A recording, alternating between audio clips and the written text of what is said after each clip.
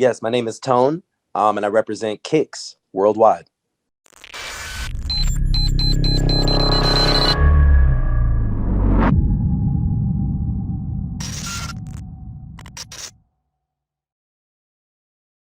Hey, it's Kellen, and today on Diversified Game, I have a young man who hit me up and said, "Hey, man, I got a great idea. I'm looking for mentorship and help in various ways." His name is Tone. This is his company. We're going to talk about it, and you're going to see, probably some fancier stuff of me just opening it up on this interview. But we're going to get into Kickz. You guys, Kickz. Get this in your head before you see it on Shark Tank. You know, I've predicted these things before they've gone on Shark Tank. Boom. Kickz. Tone, welcome to the show. How are you doing, brother? What's going on, man? I'm doing great. I'm doing great. Man, let me just congratulate you on your entrepreneur journey. But the beauty of this box, I'm gonna have to do this box justice and get the full thing of this box. Choose your own vibe. This box in itself is a vibe. He has socks. He has the cleaner. He even puts a mask in there. How did this idea come about? Give us the game, please. Sure. So let me give you the game. These boxes, the box that you received is specifically what we like to call the KOL box. So, and that's a term that is commonly used in Asia to reference influencers, a key opinion leader. So these boxes, we've actually, we strategically made and sent to specific people that we knew would be influencers, possible ambassadors, folks that could, really talk up the brand positively and help put it on the map. So what is within that particular box are individual products that we have for sale on our web store. So that's awesome. The actual box of the Kickz cleaning wipes. And it comes in two boxes. So what you've received is the 7-pack, and then we have a 30-pack that would typically be used in store. Right. So it's like more of like a dispenser box. Now, give us the game on how Kickz even came about, because you mentioned Asia, and people gonna be like, Asia, hold on, man. There's black folks out there. Some folks don't know that we're everywhere. We're everywhere. Yeah. How'd you get there? How'd the idea come about? Venture capital fund, or did you bootstrap it? Give us the game. You know what? It's a beautiful story. And it's a simple story. Kickz started off. It was an idea that just a bunch of friends came up with, just over drinks one day. Was like, let's start a brand. We love streetwear. We all consider ourselves to be like sneakerheads, and sneaker aficionados, and we wanted to create a lane. We wanted to create a brand that would basically support that lifestyle. And that's where Kickz came out of. And what we did is that we literally we looked at all of the different cleaning wipes that existed, literally went down a list, got like the top brands, took them to the laboratory, and we told the scientists, make us the best thing that comes out of this. So Kickz is like a Frankenstein of all of the premier cleaning wipes, but engineered specifically for sneaker cleaning. And it's really for on the go purposes, right? Because I remember I was doing an event here in Detroit recently, and we're giving out wipes for free. Folks just needed to scan the QR code, follow us on IG. And it was crazy. I'm trying to give these wipes out for free, and people are not trying to take them. Some folks weren't. They were apprehensive. They're like, oh, no, bro. My Kickz is clean. My shoes are clean. I'm like, that's not the point. We're not a sneaker cleaning company.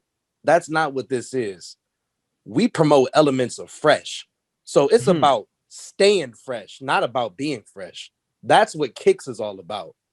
So we're here to complement your lifestyle. We're here to make sure that you can stay the freshest that you possibly can. So we're going to definitely venture into different products as well. Like I'm thinking about it's really taking things that have already existed or that have always existed, but just making them sexy and making them appealing to folks that are in this culture. People that spending thousands of dollars on a pair of sneakers, it's nothing to spend $7 on some wipes that are going to keep your shit clean. Excuse my language. No, definitely. And now let me ask you, because some people are, dusty Devons and they want dirty kicks because they got a dirty booty. And so can they have can they have like kicks? If let's say you got an extra kick, could you also wipe your hands or your body with it, or is it only meant for shoes and or leather and things like that? You know what? Personally, I have not used it to like on for topical skin usage, but because I know the ingredients, it would definitely not be harmful. It's all natural ingredients, just oils and water, Okay, no, that's right? good to know. Yeah, That's so good to it can know. certainly be used, but you know what I use my wipes for? Like I use them to clean my glasses, my computer screen, you know. Um, I've even used it in the vehicle, Mhm. right? In the car, just I spilled something in the, on the upholstery. Can go ahead and wipe that down as well. You mentioned the Vans. Most certainly, it actually works the best. Now, if you go ahead and open it up, because I want you to see this with your eyes. I want you to see it and feel it. Here we go. Here we go. I haven't opened up a package like this in a long time because it reminded me like of the Magnum packaging. And I'm like, Yes. man, my days of that are done. So there's a little tear in here, folks. And it's an easy tear. And okay, I'm seeing you. Oh wow, I like the feel. That Now, feels like it can get something clean. You guys, I don't know if you can really even see this because the light is behind me, but one side has these I don't, would you call them beads? What would you studded? What yes, would you call yes. So there's a raised side, them? Mm-hmm. right, and that's for the more tougher to clean areas. So that would work specifically for the soul, right? We say Oh, kicks for the soul. That would work for the soul. So like you got your Vans and there, because Vans, that soul, it very easily like sucks up the dirt. yeah. So you use that harder side to tackle the dirtier than the rougher areas, and then you can use the soft side or the flattened side for other topical purposes. Yeah, I haven't seen it like this. And I got to, yeah, I want to save that. I want to use it on my Vans. I had some that I've had for like years that my kids finally said, "Are you ever going to wear those shoes?" And I wore them out the other day, but you got to keep them clean because my Vans, I mean, I got Vans that you can only get in certain places at this moment. So Okay, you got the yeah. based Vans. Man, I've gone to South Africa to go to the Monte Casino and grab some Vans one time. I said, "Ain't nobody got these," and still haven't seen them anywhere else sold outside of that. So I really, if when you get it, because I'll give stuff away all day, like wear it. Somebody may like it the African way. Man, you can have it. Like people say, I want that jersey. Let me go get you one because I done sweated this one out. But but Kickz. Now, a group of friends, it is hard to start a business. It's even harder to start one, even if you have a spouse. How did you guys all come together and say, okay, you're going to be the boss of this, you're going to be the boss of that? And where did the first monies come from? Honestly, like I said, it came about from a group of friends, and the majority of them quite affluent, put up the money just to do something because they just wanted to do something. We just wanted to do something different in the city. Mind you, we were all in Shanghai at this time. Okay, we were all in Mhm. Shanghai as a group of us. Some are mainland Chinese folks, some from the States, some from Europe, right? From all over. So an international eclectic group of friends came together. We put up the initial dollars, and we created the product, right? Now the funny thing was is that after it was actually made and everything was said and done, the majority of the like original investors and the folks that put it together, they just were not interested in carrying it out. They're just like, all right, cool. Like we did our thing. We rich. We got other things to do. Like y'all can go ahead and take y'all can go run with this and make it into a brand. So at that point, there was a product, but there was no brand. Mm. It was there was just a product. That's when the homies reached out and they said, Tone, like we need you. Like, can you turn this into something? Can we create something? Right. And I was like, let's really make this a lifestyle brand. We just threw our first music festival, Yeah. titled the Kickz Fest in Raleigh, North Carolina. We had PD Pablo come out, Smoke Perp, Flip De Niro, Richie Ray, Big Molly, O'Dallas. It was a beautiful event. We brought together the entire community. It was at the Red Hat Amphitheater, which is like one of the biggest music venues. And it was the first time that they ever actually had an independent production there. So this was the first Wow. time we were literally giving a platform and a stage to Black and brown voices, right? We had local vendors that were represented there as well. We even had people there out there registering folks to vote.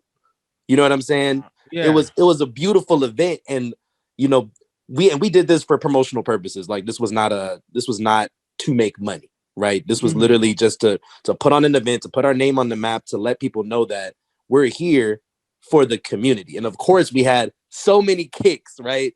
So many sneaker vendors, and people came out dressing their absolute freshest.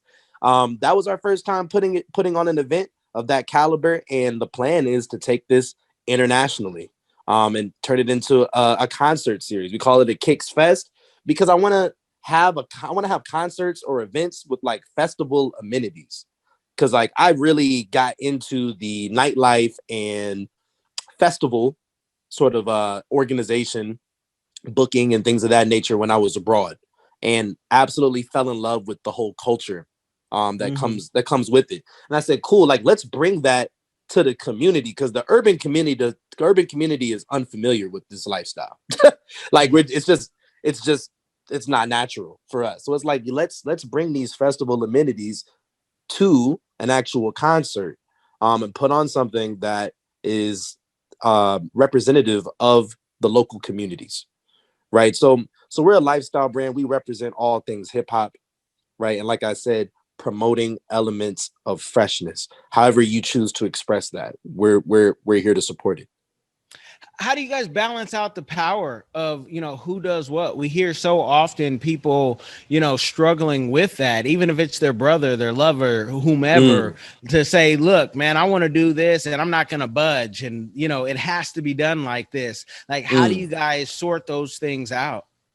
You know what? That's a great question, and I think that is something that we work on and that we improve on every single day. Because being in a startup, it's like actually difficult to even have a designated role in many cases. Like I feel like we all wear all the hats. And maybe that's a part of it, is that I know that at the top it's small, right? So Mhm. Kickz, the LLC, has three owners, myself and my other two partners, Moment and Arch. So up at the top, it's a tight circle. We're in constant communication, and I would say that would be my advice to anyone that's starting a business, has a startup, or what have you. It's all about communication. The titles, those can be transient, but it's important for us to be transparent with each other as to like what I'm working on currently, what I need you to work on, right? And how we're going to basically like meet these deadlines and accomplish these goals. We also use a CRM that helps us to like stay organized as well, as far as like what tasks and objectives and things are concerned. Gotta have a CRM nowadays. If you don't have one of those, folks, I don't know how you're doing business, or if you're even doing business. Automation is real, and it's here for us to enjoy, to make the simple problems just non-existent. We don't have to do them. They can let the software, let the AI do that. Now, talking about Asia, I can already hear the haters say, see, I was going to start something like that, but see, I didn't want to go and give it to China so they could knock me off. You've lived in China, you know the area. Tell me why that wasn't a concern, that did not make you, you weren't yielded by that. Yeah, you know what I mean? Like with everything, it's all about who you know. And I speak with folks oftentimes, now that I've been back here in the States, that are trying to start their company, or they want to develop, a product or what have you, and they're going through AliExpress, right, to get it. And if that's your first experience or encounter with like Chinese manufacturing, you know what I mean, then God bless you, because it'd be really difficult for you to really go past that, because it's a terrible experience. I'm gonna let everybody know right now. You can hit me up personally. Don't go through AliExpress. What you'll find is that there is a middleman to the middleman to the middleman to the middleman, and that's where you will get caught up. That's where, folks, they may rip you off. You may, because I've heard horror stories, right? People that wanted to do business with me. Hey, I want to get these phones, and I said, cool, I can get them to you to this price, thinking that they're going around me and getting it for a better deal through AliExpress, and someone runs off with the whole bag. Wow. And then they come back to me, hey, Tone, oh man, I got robbed. And I'm just like, damn, man. I mean, that's why you should have been rocking with me from day one. It all comes down to who you know. So simply, we know the individuals that own the factory that produces our product, right? And for all of the things that I, even for other branding projects that I work on for other folks, working with an apparel brand that wants to revamp their designs. It's like we go direct to the source. There's no middleman. And and like I said, that's where folks find themselves getting caught up. Man, I'm definitely going to send you some folks, because I know, for people's first business, especially during COVID, AliExpress blossomed a lot of businesses, but because they haven't made their way to China yet, and I'm thinking about someone I'm sending to you, like, as we're talking, to say, Tone might be able to show you the ropes, as a consultant, how to get your product without the middleman. So I'm definitely going to be sending you some people. Let me Most ask definitely. you, tell the people why you went to China. What inspired you to go there? Okay, so the first time I went to China was in 2010, and that was actually during the World Expo at the time. I went to an international high school, private school, with a number of Asian students, specifically like Chinese and Korean students. So during the holidays, when it doesn't really make sense for these students to go all the way back to their home country, like, Thanksgiving or Christmas or something like that, there was actually a program for the day students and their families to host these students. So ended up hosting this kid, Ben Wong, who's one of my just really good friends, even to this very day. And that was my first. So we hosted him, his family. Like, now, mind you, this was a huge deal within Chinese culture, like to have another family come and like take you in, right? Specifically, like people of color, like that's unheard of for them. So that was a huge honor, and they really respected us and they loved us for doing that for their son. And they said, yo, we want to invite your son to come visit us in Shanghai. So that was my first time traveling to Shanghai. I was there for 2 weeks. I believe I was in the 10th grade. So yeah, like 15 or 16 years old.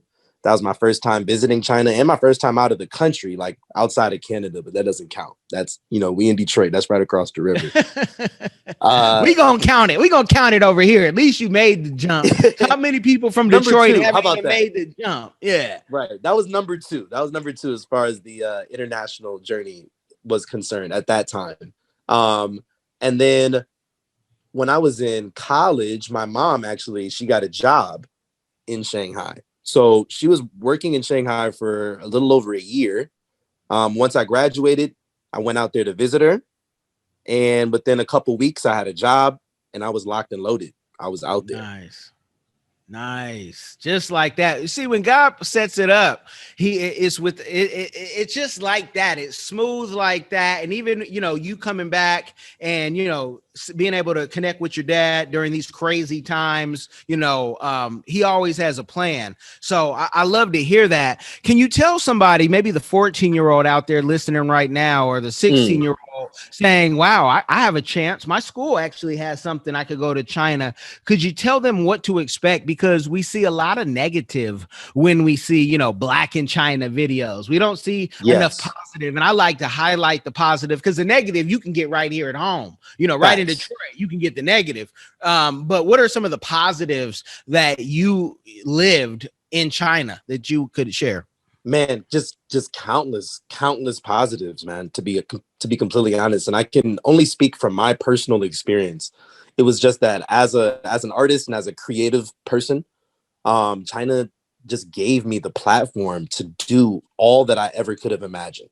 Like, I've directed commercials for New Balance, in Shanghai at the age of 25 years old, something that could never even imagine me being able to accomplish in the United States. Right. And then as a model, I've opened and closed runway shows in Shanghai and in Beijing, right? Like I've been in Elle, I've been in Vogue, like I've traveled and toured the country like as a rock star. You feel me? Like the amount of, and also have been respected as an educator, a tutor, and a teacher. So it's like I've experienced a different level of respect, right? And I love China for what, like I said, just the open arms that embraced me and gave me the opportunity to really explore who I am and what I'm doing. And now that's fully really kind of changed my direction in life as to like who I am and what I do, right? Focusing in entertainment, but having the experience of living abroad and doing things in such an international city, like that's given me the connects and the network to then bring that same thing over here to the States, right? So now I'm building bridges between both of these communities, and I'm in a unique space. I actually recognize the full weight, the gravitas, and the responsibility that I hold, right, as that voice. Because yeah, you're right. It's easy to focus on the negative shit, but honestly, there's so much positivity going on. Like I was just talking the other day, there's a school named after W.E.B. Du Bois in China. Really? In Yunnan, because W.E.B. Du Bois visited China in the 1950s and met with Chairman Mao.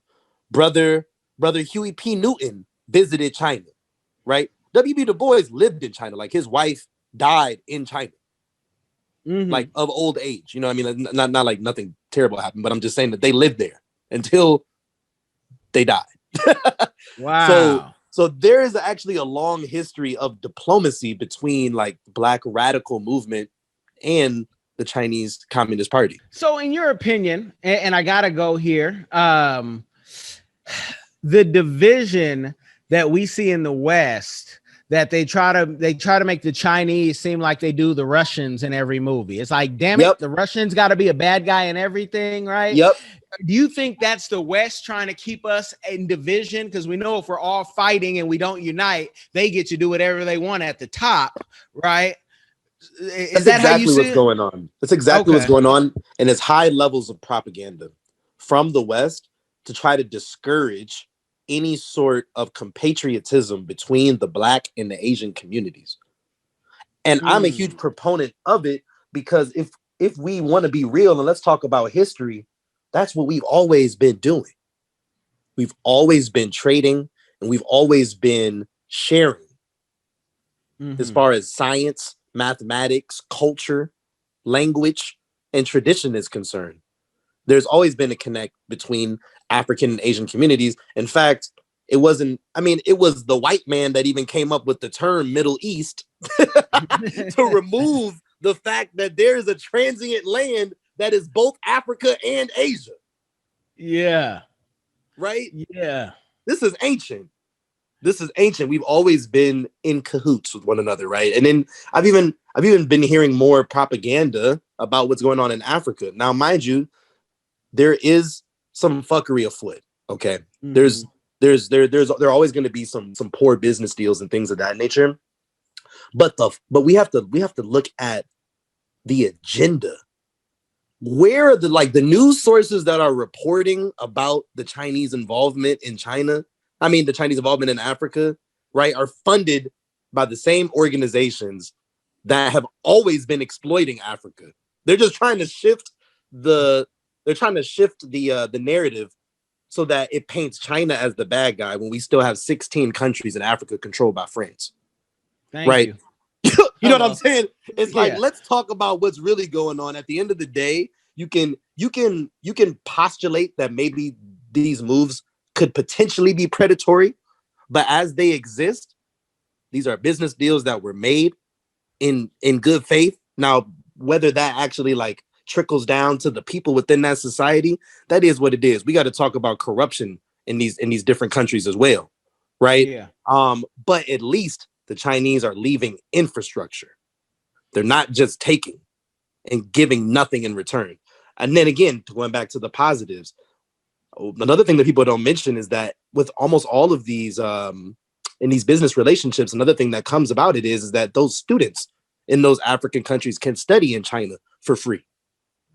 Mm-hmm. So there are 500,000 people of color, quote unquote, black people and people of the diaspora that live in China. Mm-hmm. There's 500,000 of them living there, and the majority of them are students, merchants, right? And business people. So they're out there studying to be doctors and things of that nature, studying Mandarin, and then going back to their country, and then now they're qualified to become diplomats.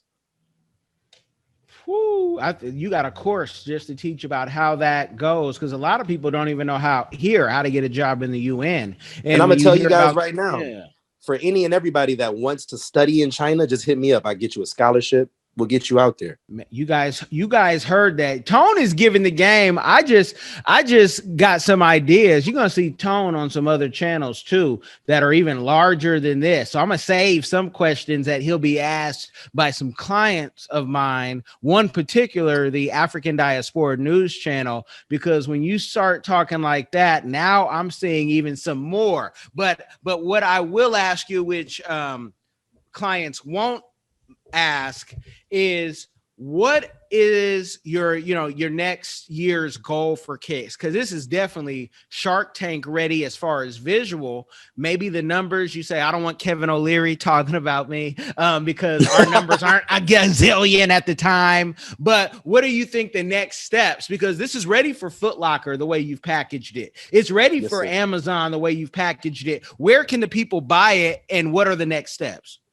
So the people can currently buy it right now on our Shopify, which is Kickz Wipes. And what I would say, my goal for the next year, man, I'm really looking for investors. That's what I'm looking for. I'm looking for investors. I'm looking for partners, and also sponsors in regards to these festivals and these various events that we're planning to throw, right, and continue. That's number one on my plate.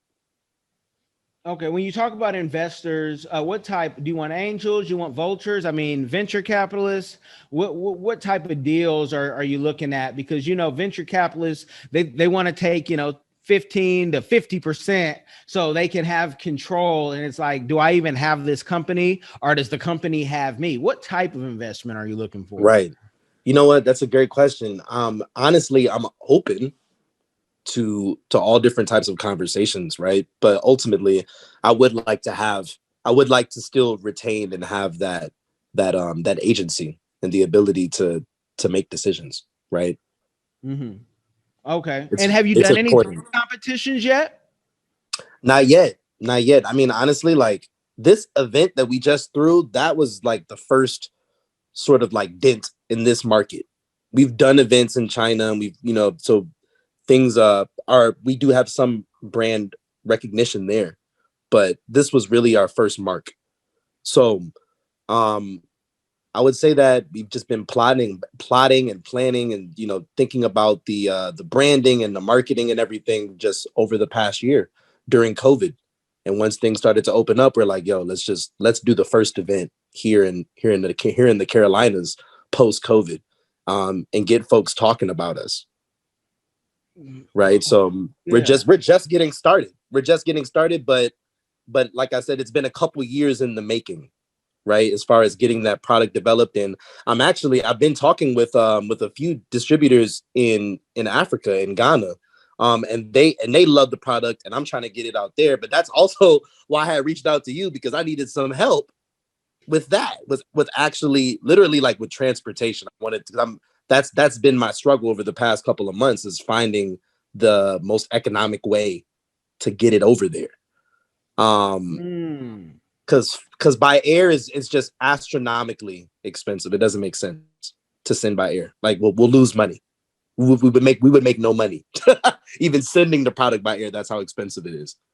Well, we're gonna talk about that, and I'm gonna talk about that off air, because there are some some ways of sending that over depending on the products. But I also, some things are to be said, you know, behind the scenes. Right. But you being an artist, and let me say, you guys, when you see in the description box, you know, artist, A&R director, the man has music that is like, this is real music. This is not, we're practicing. We're putting out professional videos. The one thing I know about Tone is he has taste. He knows not what's hip now, but what's hip now and what's going to be hip tomorrow. You can tell it. You know, he has taste. He can do that throwback. If you didn't catch his shirt, he took the throwback in the Nickelodeon. You know, he has the Jaleel White, Steve Urkel, but if he takes them off, he's Stefan glasses on.